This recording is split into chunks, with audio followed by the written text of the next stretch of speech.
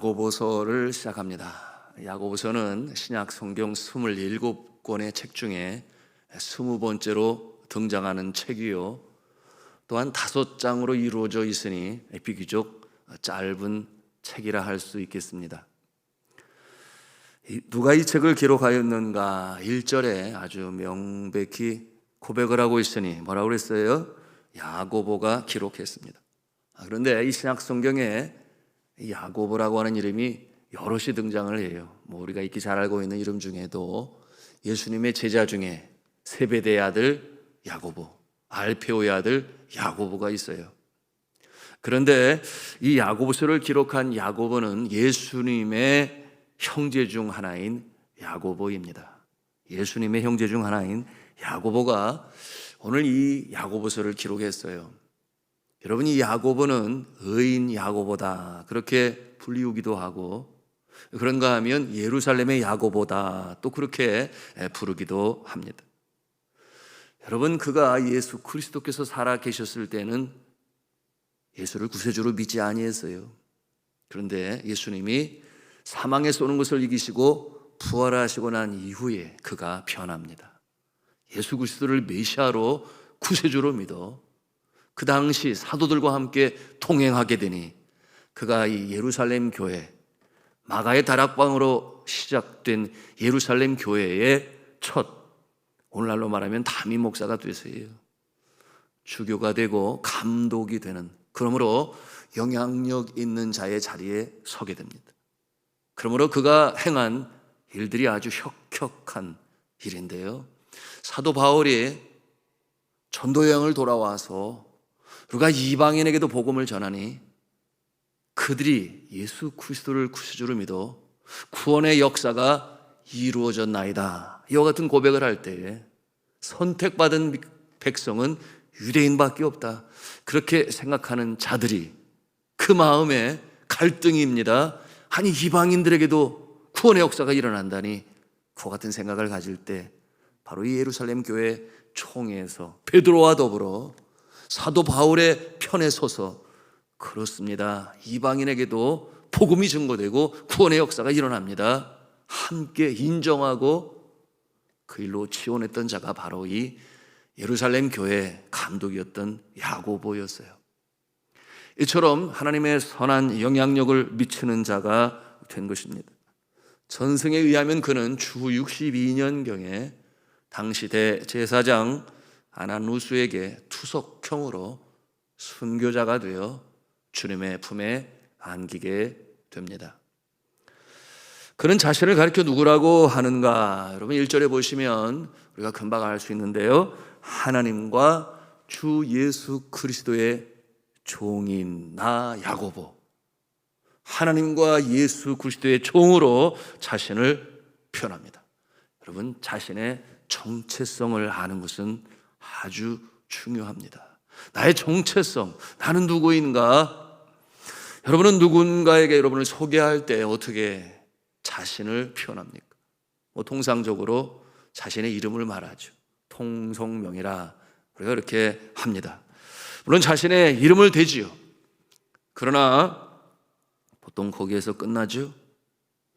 그런데 그 이상으로 자신을 소개하기로 한다면 저와 여러분의 마음에는 I am a Christian, 나는 크리스찬입니다, 나는 예수 믿는 사람입니다, 이와 같은 자신의 정체성을 고백하는 말이 자동적으로 여러분의 심령 안에서 소리칠 수 있기를 바랍니다. 그보다 더 정확한 정체성이 있을까요? 직업도 바뀝니다. 그런가 하면 이 땅에서 사회적 지위도 바뀝니다.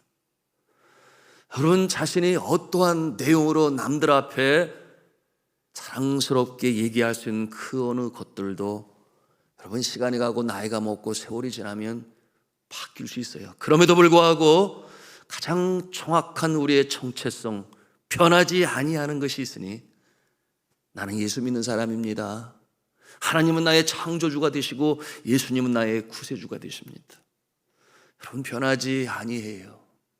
그러므로 우리가 이 땅에 살지만 천국 백성의 그 정체성은 결코 누가 빼앗으려 한다 해도 빼앗을 수 있는 것이 아니에요.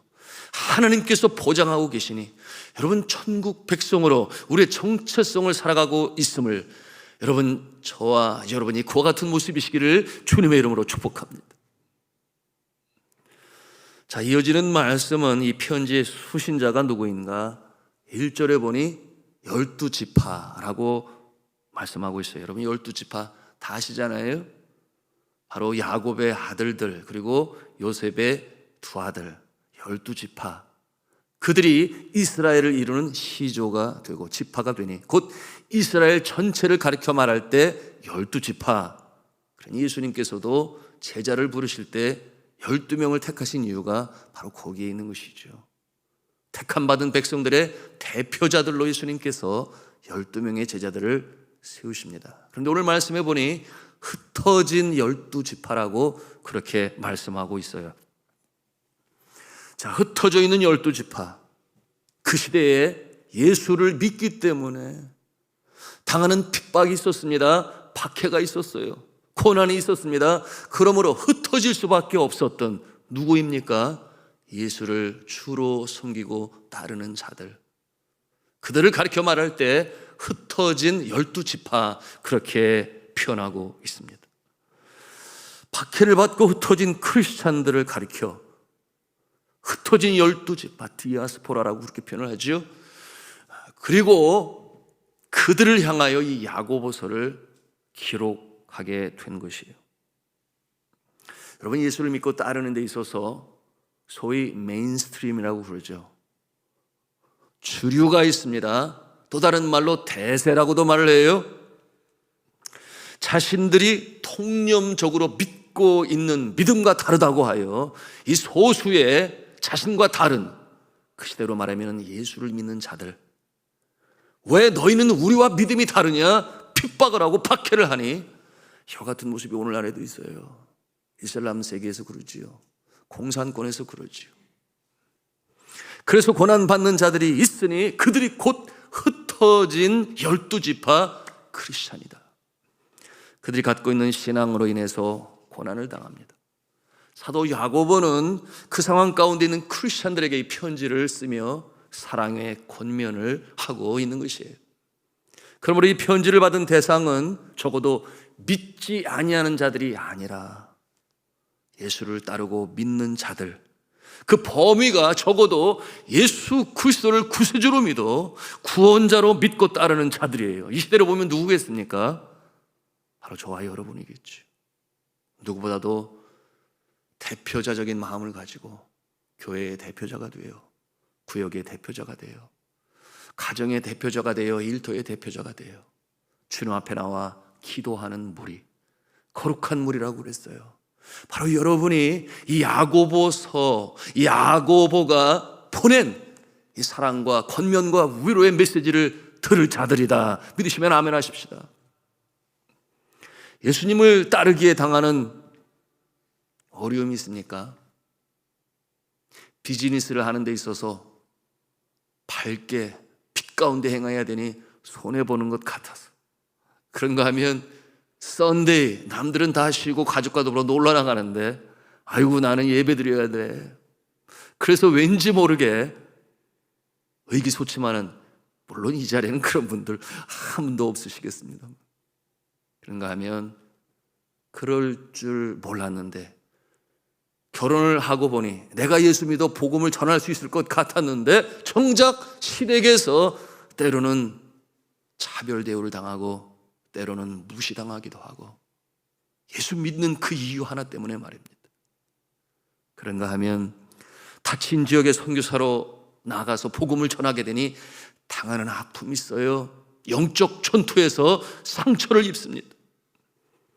그런가 하면 북한이나 또는 이슬람 사회에서 예수를 믿기 때문에 당하는 박해가 있고 또한 시련이 있습니다. 자, 그러므로 이 야고보가 주시는 오늘 말씀의 첫 번째 영적 교훈이, 권면의 말씀, 위로의 말씀이 무엇이겠습니까? 주를 믿고 따르는 자들이 겪는 시련에 관하여 가장 먼저 권면의 말씀으로 주시니 자, 우리 함께 2절 말씀 같이 읽겠습니다. 시작. 내 형제들아, 너희가 여러 가지 시험을 당하거든 온전히 기쁘게 여기라. 여러분, 여기서 시험이라고 하는 단어는 13절에 등장하는 시험이라는 단어와 달라요. 13절에 나오는 시험은 뭐예요? 욕심에 이끌려 마음을 빼앗기는 어떠한 유혹을 시험으로 표현하였다면, 여러분, 오늘 이 말씀 이제 2절에 주시는 이 시험이라고 하는 것은 그런 유혹을 말하는 것이 아니라 성경 원어로 말하면 페이라스모스라고 표현을 하는데요, 그 뜻이 환난을 통한 시험이에요. 환난을 통한 테스트다. 그래서 영어로는 facing trials라고 그래요. facing trials. 환난을 당한다, 환난을 맞닥뜨리게 될 때, 이야기 쉽게 표현을 하자면 내 믿음이 드러나는 어떠한 시험을 만나게 되거든, 그런 뜻이에요. 내 시험을 증거할 수 있는, 내 믿음을 증거할 수 있는 믿음이 드러나는 어떠한 시련과 환난을 당하게 되거든, 그런 뜻이에요. 그러면 어떻게 하라는 것이에요? 온전히 기쁘게 여기라. 이 말씀은 문맥상 예수를 믿을 때에 닥치는 환난과 역경, 정말 믿음이 제대로 서 있는지 그 믿음을 시험에 보기 위해 닥쳐오는 고난, 그 시험이 다가올 때에 절망 속에 주저앉지 말고 감사하라, 그렇게 권면하는 것입니다. 왜 그렇게 말씀하겠어요?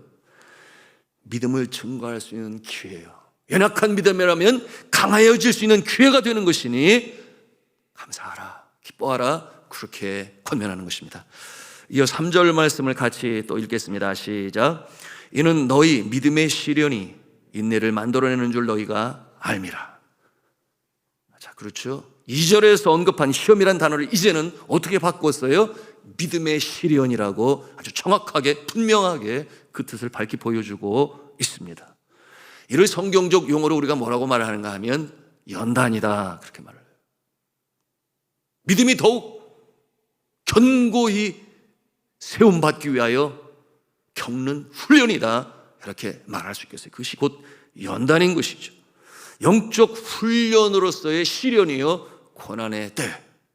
그러므로 이렇게 말할 수 있어요. 연단의 유익이 무엇이냐? 연단의 유익은 곧 인내를 만들어내는 것이다. 인내를 만들어낸다 그랬어요. 여러분, 인내가 무엇이에요? 성령의 9가지 열매 중에 하나, 곧 예수님의 성품, 인내인 것입니다. 여러분, 이 인내라고 하는 것은 예수님의 성품이요, 또한 오래 참는 능력을 인내라고 말할 수 있겠어요. 이 인내는 어떤 유익을 가져다 줍니까? 우리 함께 4절 말씀 읽겠습니다. 시작. 인내를 온전히 이루라. 이는 너희로 온전하고 구비하여 조금도 부족함이 없게 하려 함이라. 아멘. 주를 따르는 자들이 온전하고 구비하여 조금도 부족함이 없는 성품의 소유자로 세우기 위하여 무엇이 필수 조건이 된다는 것입니까? 환난 당할 때에, 어려움이 임할 때에 믿음을 드러내기 위하여 때로는 주님께서 주시는 이 연단의 과정에서 인내를 이루는 자는 그의 인격이 주를 닮게 되니 온전한 모습이 되는 것이다. 부족함이 없는 모습이 되는 것이다. 여러분, 우리가 이 인내라고 하는 성령의 열매를 예수 믿는 그 순간에 그냥 바로 받을 수 있으면 얼마나 좋겠어요. 아주 불가능한 것도 아니지요. 불같이 성령이 임하셨을 때 그야말로 개과천선하여 완전히 바뀐 김익두 목사님이라든지 또는 제주도의 선교사로 파송을 받게 된 이기풍 선교사님, 그런 모습도 있어요. 그러나 대부분의 경우에는 이 시험과 환난과 고난의 훈련을 통해서 그 가운데서 믿음으로 견딜 때에 비로소 이와 같은 모습을 이루어 간다 하는 것입니다. 여러분의 지나온 날들이 그렇지 않습니까? 왜 없겠어요? 저는 자주 봅니다. 제 자신도 경험을 했어요. 우리 성도들 가운데서도 그 모습을 제가 봅니다. 그래서 누구나 그 과정을 거쳐요. 하나님의 손길이라고 말할 수 있겠습니다. 우리 성도 중에도 그와 같은 모습으로 함께 기도하지 않을 수 없었는데 불같은 시련이 임하게 되는데 한꺼번에 임할 때가 있어요. 그러니 그것이 참고 견딘다는 것이 얼마나 힘들고 어려운지 몰라요. 아파트를 처분함에 있어서 금전적인 손해를 입었다 생각하니 너무나 힘들어 밤잠을 이루지 못해요. 그러는 가운데 시집간 딸이 잉태를 하였다 하여 마음에 기쁨이 되고 감사가 됐는데 얼마 가지 않아 유산이 되었다는 소식을 들었어요. 그런가 하면은 집안의 가장인데 재정적인 책임자가 병들었습니다. 심각한 상태에 이르게 되니 그야말로 이 어려운 상황, 불같은 시련이 임하게 되니 여러분, 이와 같은 상황 가운데서 우울감이 들기 시작하고 좌절감, 절망감이 들기 시작하니 여러분, 그 모습이 어디서 나타납니까? 표정만 보아도 알 수 있어요. 그 예쁘던 미소가 사라지기 시작하고 무표정이 되더니 나중에는 그늘이 내려왔는데 그 표정은 과거의 그 모습과는 너무나 다른 모습임을 제가 볼 때 놀라지 않을 수 없었어요. 얼마나 그 마음이 힘들겠습니까? 그러므로 함께 기도하는데 그래도 감사한 것은 예배를 놓지를 않아요. 그 어려운 상황 가운데서도 주님 앞에 나와 예배 시간에 앉아 있는데 말씀을 듣는 것인지 아니 듣는 것인지 초점을 맞추지를 못해요. 그와 같은 상황이 지속이 되고 그러는 가운데 새벽 예배도 참석하기 시작하고 여러분, 그와 같은 상황 가운데서 연단의 과정, 훈련의 과정, 그러한 과정에서도 믿음으로 지키려고 애쓰는 모습이 있게 되니 하나님께서 회복을 시키시는데 어떤 일이 벌어지게 되었는가? 먼저는 표정이 살아나기 시작해서 얼굴이 활기를 찾기 시작하는데 다시금 아름다운 미소로 회복이 되어지고 내용을 알고 보니 딸이 다시금 잉태를 하고 귀한 자녀를 출산하게 되었습니다. 그런가 하면은 남편이 그 어려운 상황 가운데서 병에서 호전이 되기 시작하고 건강으로 회복이 되니 다시금 직장을 갖고 필요한 물질을 벌게 되었고 그러는 가운데 믿음이 회복이 되니 여러분, 성가대로 봉사를 하고 또한 구역장으로 아름답게 섬기고 있으니 너무 감사하지 않아요? 더 강한 믿음으로, 더 온전한 모습으로, 성숙한 모습으로 주를 섬기게 되니 오늘 주시는 이 말씀이 구체적으로 그 삶 가운데 경험으로 나타내고 또한 증거하여 보여주게 되니 여러분, 하나님께서 택하신 백성 저 천국까지 꼭 붙잡아 주시는데 이와 같은 과정을 통하여 산후의 독리, 등경의 등불로 선한 영향력을 미치는 자로 세우심을 믿으시기를 바랍니다. 여러분이 인내를 통한 인격과 성품의 성장, 큰 영향을 이룬 인물 중에 대표적인 인물이라면 여러분 누구겠습니까?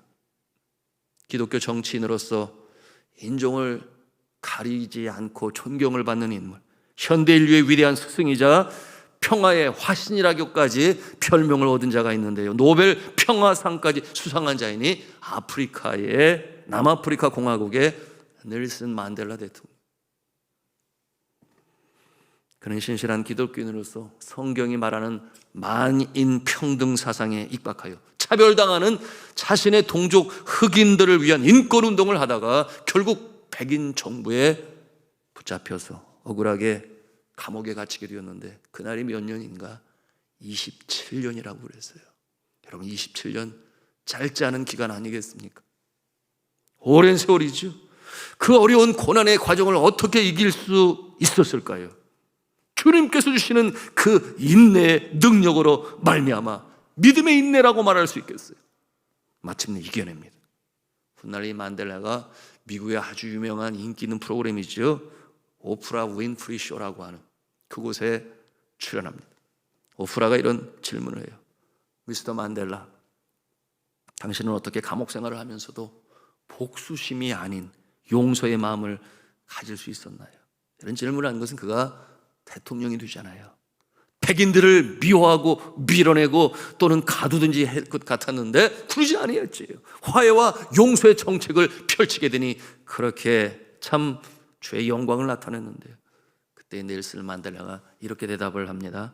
만약 내가 감옥에 있지 아니했더라면 인생의 가장 어려운 과제, 즉 스스로를 변화시키고 성장시키는 일을 달성하지 못했을 것입니다.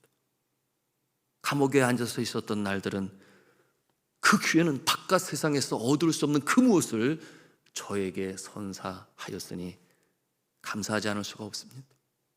여러분 참 대단하지 않습니까? 인내하며 견딘 고난의 기간이 축복의 기간으로 여겼어요. 그는 이런 유명한 말을 남겼습니다. 인생의 가장 큰 영광은 절대 넘어지지 않는 데 있는 것이 아니라 넘어질 때마다 다시금 일어나는 데 있다. 그것이 무엇이에요? 그것이 바로 믿음의 인내인 것입니다. 감옥에서 오래 있었던 그 시간을 하나님께서 갚아주셨을까요? 장수하게 하셨으니 그에게 장수의 복을 주셔서 95세까지 살다가 주의 품에 안기게 주었습니다. 자, 사랑하는 성도 여러분, 여러분 하나님께서 구원하셨는 줄로 믿습니까? 그러면 하나님께서 여러분의 믿음도 성장시켜 주시는 줄로 믿습니까? 그렇습니다. 때때로 닥쳐오는 환난과 역경, 고난, 예수 믿기 때문에, 믿지 아니하는 자라면 사생아이기 때문에 그런 기회도 주시지 않으실지 모르겠어요. 그러나 믿음의 사람들은 이와 같은 과정을 통하여 온전한 자로 세우시는 인내로 세우시기 위하여 트라이얼이라고 했어요. 이 시련의 테스트, 검증 과정이라고 그랬습니다.